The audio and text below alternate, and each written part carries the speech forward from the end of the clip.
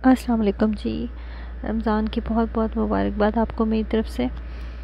आज मैं कुछ देर के लिए बाहर गई थी क्योंकि मुझे कुछ कपड़े लेने थे सारा के लिए, अपनी बेटी छोटी के लिए, क्योंकि सब सर्दियों के ही कपड़े थे। तो मॉल्स अभी खुले हैं बिल्कुल, तो मैंने सोचा मैं थोड़े से शर्ट्स वगैरह ले आऊँ गर्मियों के हिसाब से। तो मुझे इस मॉल की डेकोर बहुत अच्छा लगा। मैंने सोचा मैं इसको रिकॉर्ड करती हूँ और आपको भी दिखाऊँगी। जो रमज़ान की सही रौनक नज़र आती है ना, वो आपको गल्फ़ में नज़र आएगी। ये सऊदीया में, जितने यूएई, ये गल्फ़ कंट्रीज़ है। ये देखें किस कदर खूबसूरत जो है इन्होंने डेकोर किया हुआ है और कितना प्यारा लग रहा है। ये जो एरिया है ये सिटिंग एरिया और ईटिंग एरिया है, लेकिन फ़िलहाल यहाँ पे बैठना ममनू है, इस वजह से ये भी खाली है। लेकिन यहाँ पे बड़ा अच्छा सा डेकोर हुआ हुआ है, तो इंशाल्लाह जल्दी सब रौनकें वापस आएंगी, सब ठीक हो जाएगा इंशाल्लाह। मेरी भी ये दुआ है और आप भी यकीनन यही दुआ करते होंगे। अल्लाह ताला जल्दी से सुकून वाली, आफ़ियत वाली ज़िंदगी वापस लाए।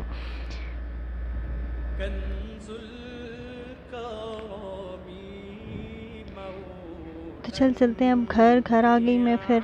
तो घर आके मैंने इफ्तारी की तैयारी शुरू की। तो मैंने जो पैकेट समोसे अपने बना के फ्रीज़ किए हुए थे वो मैंने निकाले। मैंने 3 ही निकाले हैं। इसकी रीज़न मैं बताती हूँ आपको। और साथ में मैंने बनाया दूध सोडा ऑलमोस्ट 80% तो पाकिस्तान के हर घर में बनता है कि आप दूध लें, दूध में थोड़ा सा पानी मिलाएं, थोड़ी सी उसके अंदर चीनी डालें रिक्वायर्ड जितनी भी आपको अच्छी लगती है, और साथ में जो भी आपके पास कोई सोडा ड्रिंक पड़ी हुई है, 7 अप या स्प्राइट, ये जो भी आपको अच्छी लगती है, थोड़ा सा वो डाल लें। वो भी आप अपने टेस्ट के अकॉर्डिंगली, जितना आप उसको इस्तेमाल करना चाहते हैं उस हिसाब से करें। तो मैंने भी ये किया है कि मैंने 1 से 1.5 गिलास दूध डाला है, उतना ही मैंने उसमें पानी ऐड किया है और चीनी ऐड की है 2 चम्मच, और मैंने इसको विस्क कर लिया अच्छी तरह से। और आप देखें मैं इसमें एंड पे 7 अप डाल रही हूँ। ये मैं ड्रिंक बनाई है इफ्तार से बिल्कुल 10 मिनट पहले, क्योंकि उससे पहले अगर आप बनाएं तो दूध मुझसे फट जाता है, इसलिए 10 मिनट पहले ही बनाएं। तो ये मैंने अपने पैकेट्स मुझसे फ्राई कर लिए हैं। आज मैंने फ्राई किए, बेक नहीं किए, क्योंकि बेकिंग अच्छी है, हेल्दी है, सब ठीक है, लेकिन जो मज़ा आता है ना वो आपको फ्राई हुए समोसों और पकौड़ों और रोल्स वगैरह का आता है।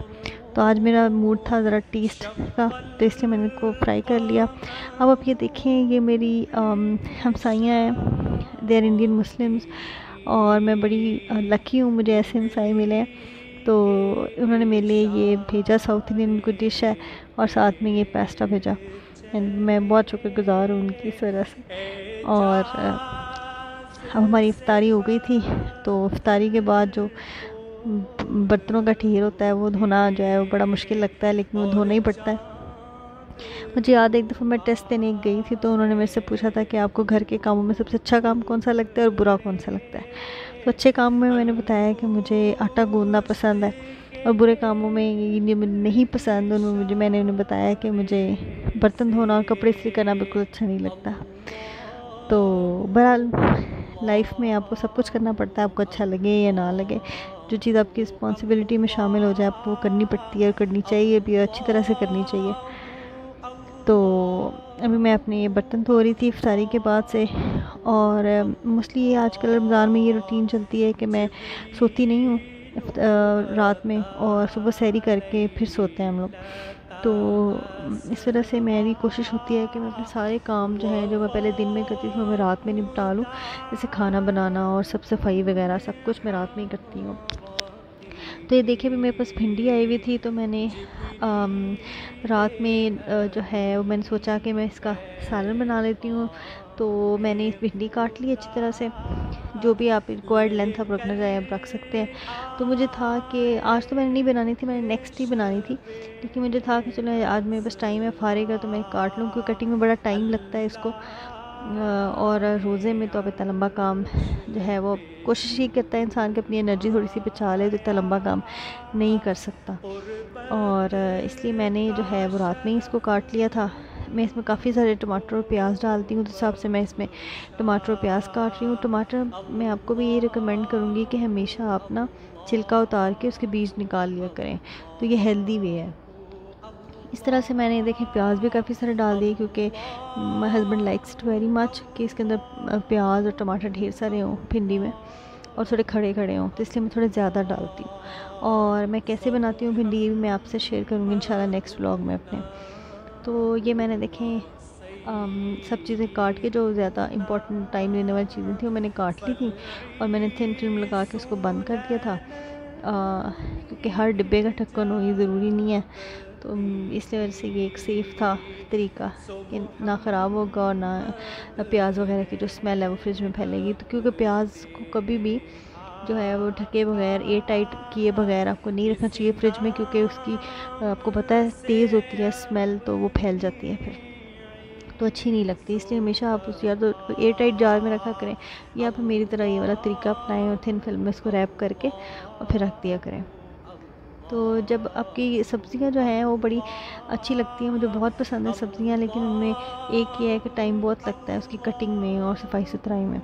तो अगर ये वाला कटिंग वटिंग वाला काम हो जाए तो आपका आधे से ज़्यादा काम निपट जाता है। तो साथ ही फिर मैंने सहरी के लिए आटा गूँध दिया।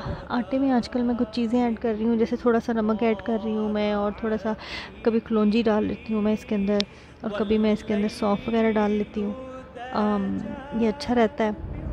कलौंजी में वैसे शिफा है, आजकल ये वायरस का सीन चल रहा है, तो उस तरह से आपको मैं रिकमेंड करूँगी कि बिल्कुल एक चुटकी जो है ना आप भी अपने आटे में डाल लिया करें।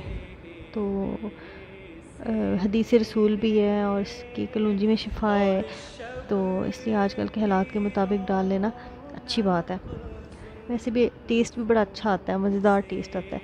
तो आप ट्राई करके देखिएगा कि कलौंजी या सौंफ या इस तरह की कोई चीज़ आप आटे में मिक्स कर लिया करें। अब आगे जो है, इस टाइम मैं अपना काम कंप्लीट कर चुकी थी, तो इस टाइम जो है चूँकि मेरी बेटी भी सो जाती है और मैं फ़ारिग होती हूँ, तो मैं सुकून से बैठ के कुरान पढ़ सकती हूँ।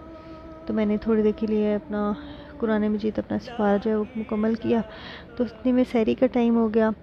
सहरी में मैं पहले मैं पराठे खाया करती थी, सहरी में पराठा खाती थी, अंडा पराठा। अब जो है थोड़ा सा चेंज किया है, तो मैं घी वाली रोटी बना लेती हूँ, तो वो मैं खा लेती हूँ अब, और वो अच्छी लगती है। सूखी रोटी की निस्बत मुझे ये वाली रोटी अच्छी लगती है, क्योंकि एक तो ये हैवी होती है, न्यूट्रिशियस होती है, और जो है हैवी इन द सेंस के मतलब पेट भर देती है आपका, और बहुत ज़्यादा ऑयल में नहीं होती, लिथड़ी हुई तो आपको तंग भी नहीं करेगी है। तो ये बहुत अच्छा एक तरीका है सहरी का। तो आई एम श्योर हर घर में बनती होगी ये, नहीं बनती तो बना के देखिएगा, अच्छी लगती है। बिल्कुल पराठे का स्टाइल है, बस आपने ऊपर इसके घी नहीं लगाना, बस अंदर ही घी लगाना है। तो ज़रूर बना के ट्राई करके देखिएगा, मुझे बताइएगा, और मुझे कमेंट्स में बताएं कि आप सहरी में क्या खाते हैं। आप नॉर्मली हर घर का अपना एक ट्रेडिशन होता है, कुछ लोग अंडे पराठे खाते हैं, कुछ लोग दही के साथ जो है वो सहरी करते हैं, कुछ लोग चाय पराठा लेते हैं, कुछ लोग चावल खाते हैं सहरी में। तो मुझे बताएं आप अपनी सहरी के अंदर क्या खाते हैं, और मुझे कमेंट्स में बताएं, ताकि मुझे भी पता चले कि आप लोगों के घरों में क्या पकता है सहरी में और इफ्तारी में। मेरे घर में क्या पकता है वो तो मैं आपसे शेयर करती हूँ।